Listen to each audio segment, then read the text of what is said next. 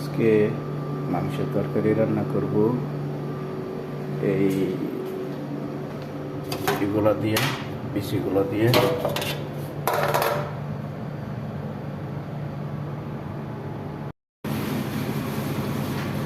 সকল প্রকার শাক দিয়ে এটা সবজি মারা,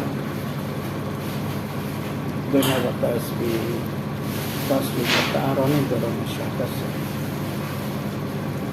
আর এটা হোয়াইট পাচলি দিয়ে তরকারি। এটা গাই রবিয়া চিংড়ি মাছ দিয়ে আলু বাগুন দিয়ে রান্না করব। আলুটা আগে কষাই নিতেছি, তা পরে লাস্টে দেখাবো। হাঁড়ি চেঞ্জ করে দিলাম। সবাইকে আজকে দুপুরের শুভেচ্ছা জানাই। তা আজকে আমি জারেক্স দিয়ে ভাত রান্না করব। তা ভাত রান্না করার পরে দেখবেন, তা এটা হচ্ছে জারেক্স, কিশমিশের মতনই, কিশমিশের মতোই ছোট ছোট, টক লাগে, তা খাইতে খুব মজা লাগে। আর আমি সকালবেলা বলছি যে আজকে তরকারি রান্না করব, যা এই যে সবজি তরকারি বলে, সমস্ত পাতালতা দিয়ে তরকারিটা রান্না করা হচ্ছে। তারপর আজকের ওইটা জায়গা বন্ধুরা, হ্যাঁ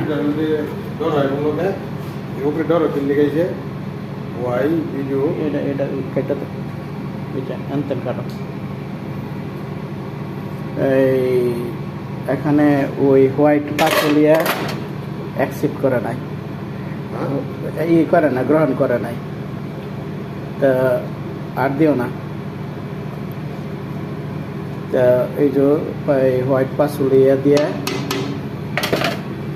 পাচলি দিয়ে তরকারিটা রান্না করছি। রং কেমন হয়েছে একটু জানাবেন আপনারা, আপনার ভিডিও যখন দেখবেন তখন জানাবেন।